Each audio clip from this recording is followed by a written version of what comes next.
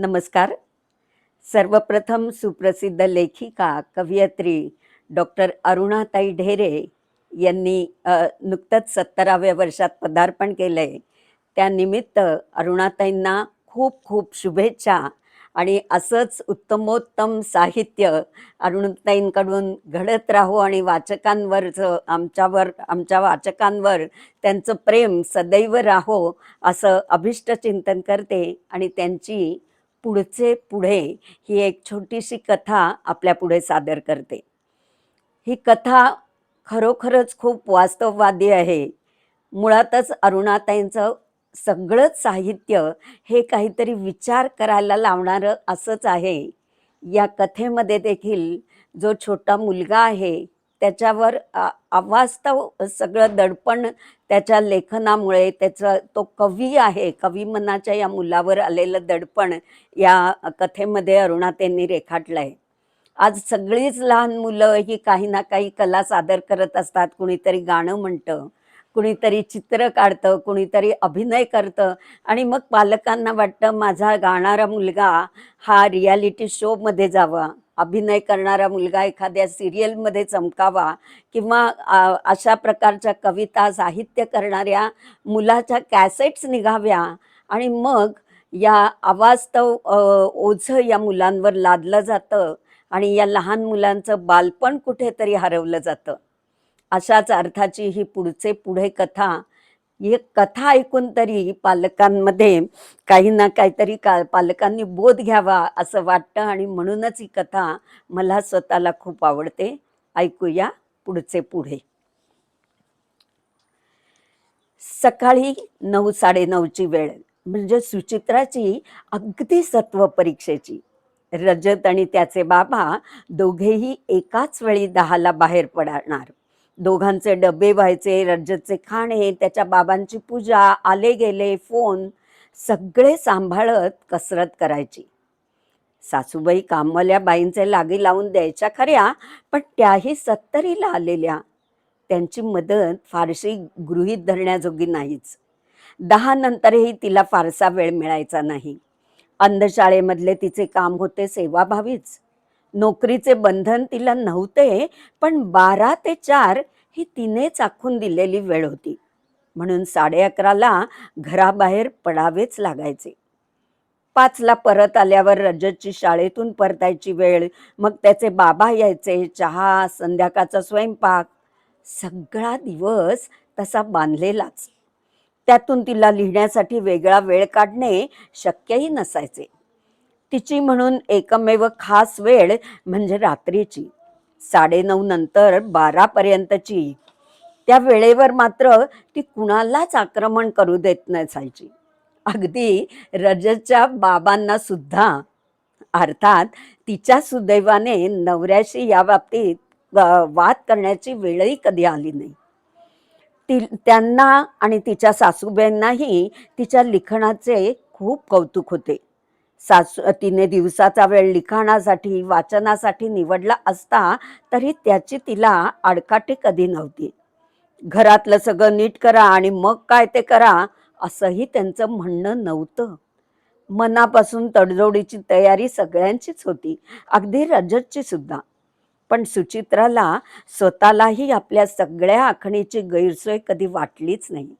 उलट तिला सगळ्या दैनंदिनीचा मनापासून आनंद असायचा. पण कधी कधी मात्र मन चिवचिवून जाईल असे काहीतरी घडायचे. उदाहरणार्थ, त्या दिवशी घरी विमल मावशींचे येणे.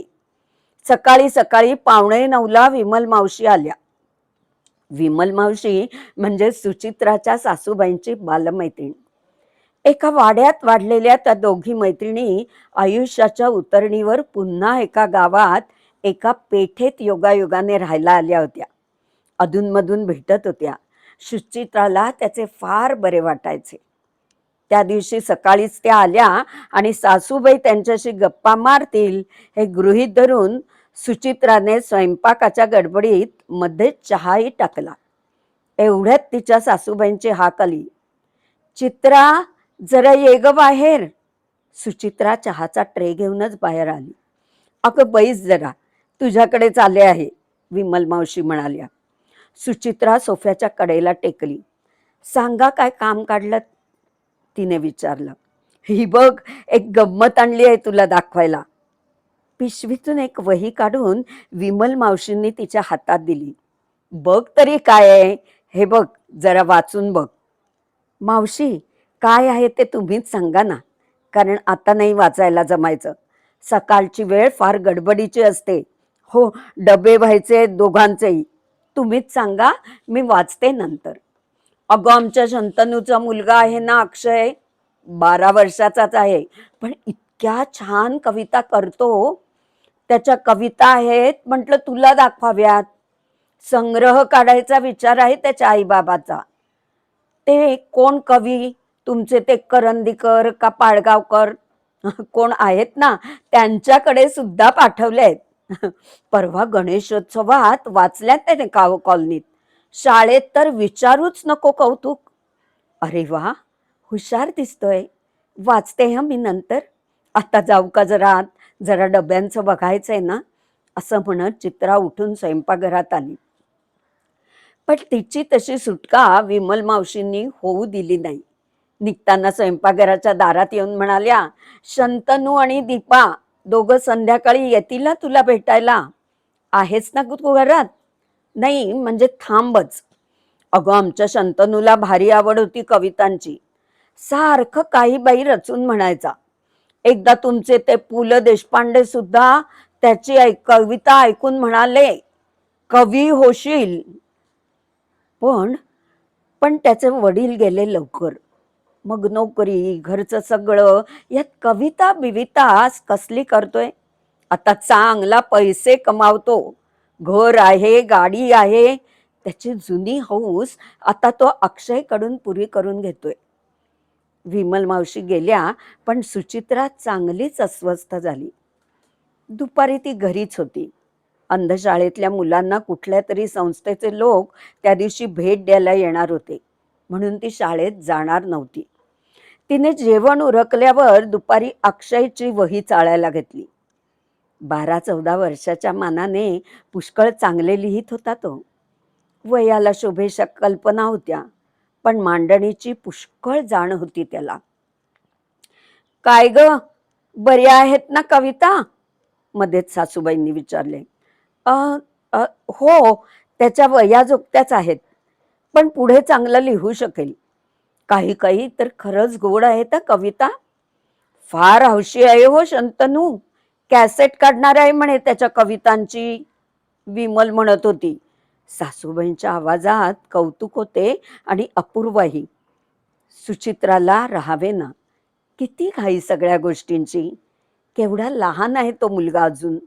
पण मोठ्या कवींकडे कविता पाठवणं काय, संग्रह काय, कॅसेट काय. ती म्हणाली, "कशाला इतक्या लवकर घाई करायची?" तिच्या सासूबाईंपर्यंत तिची अस्वस्थता पोचली नाही. "अगं, हौशी आहेत आई वडील, आणि आपल्या पोराचं कौतुक आपण करायचं नाही तर कुणी?"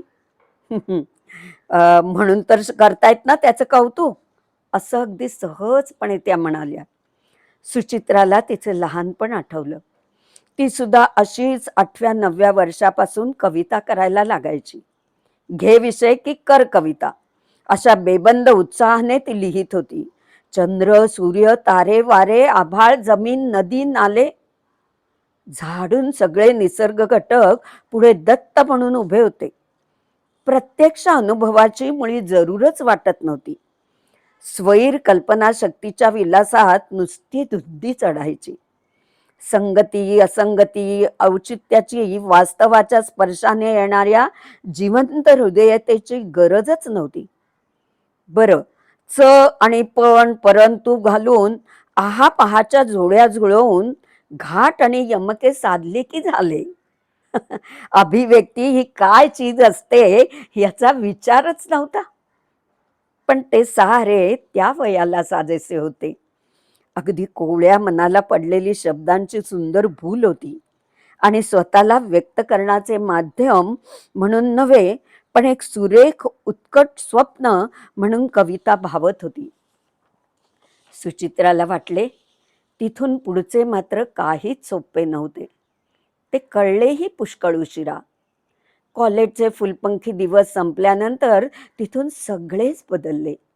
आणि आता कवितेतला असहाय्य उग्र अंधार आयुष्याचे असे रूप दाखवतो आहे की स्वच्छ काही समजतही नाही, आणि समजत नाही म्हणून सोडूनही देता येत नाही. कुठून कुठे चाललो आहोत आपण? हा प्रवास अवघड खरा, पण तो आवश्यकही आहे, नाही का? सुचित्राला वाटले सुरुवातीचे हौस संपवून कवितेशी आतड्याचे नाते निर्माण करावे. तिच्याबरोबर आयुष्य शोधण्यासाठी आदळत आपटत फुटत जावे, आणि तसे करता करता स्वतःचेच स्वतःला भेटतही राहावे. ही एक अटळ प्रक्रियाच आहे, अटळ आणि फार फार आवश्यक. खेळात पडावे, रडावे, पुन्हा उठून धडपडत खेळावे, हळूहळू स्वतःला विसरून दंग व्हावे. तसे सगळे कवितेतही घडले पाहिजे. तसे घडेल ना आपलेही? मग हळूहळू खेळ आपलासा झाला. त्याचे नियम समजत गेले. त्यांना न मोडताही त्यांच्यावर मात करण्याची कला उमगली. खेळ मनमोकळा बहरून यायला लागला. आता तर खेळाची भावनाही सुटून गेली. हे सगळे कमी जास्त वेळात घडायलाच हवे. अक्षयच्या बाबतीतही हे घडले पाहिजे. मग त्याच्या आईबाबांची ही व्रतापूर्वीच उद्यापनाच्या सोहळ्याची तयारी कशासाठी? अशाने अवेळी पिकलेल्या फळासारखी या मुलाची अवस्था नाही का होणार? कितीतरी गुणी मुले आपण अशी पाहिली आहेत, खेळणारी, गाणारी, लिहिणारी. त्यांच्या आई बापांच्या इच्छांवर स्वार होऊन ती उंच उठली खरी, पण त्यांच्या छोट्या शरीर मनाला न पेलवणारी ती उंची त्यांना मग कुठच्या कुठे फेकून आली. अक्षयचे असे होता कामा नये.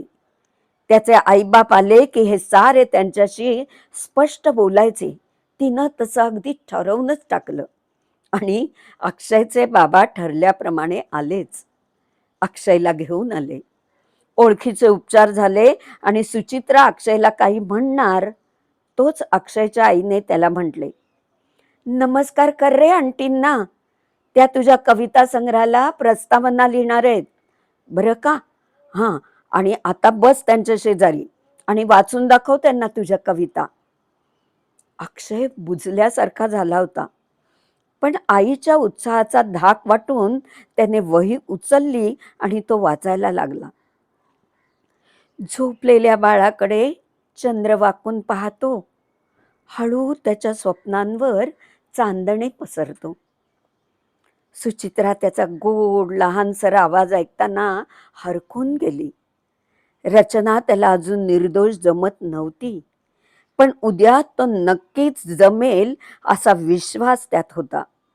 त्या छोट्या किशोरवयाच्या काठावरच्या मुलाचे निरागस स्वप्नमधुर जग तिला लोभसवाणे वाटत होते.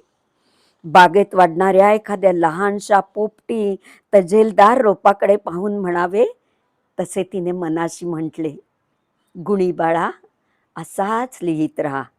शब्दांच्या तळाशी वसलेली मयनगरी तुला दिसू दे. तिथे न फसता वावरण्याचा भाग्य तुला लाभू दे.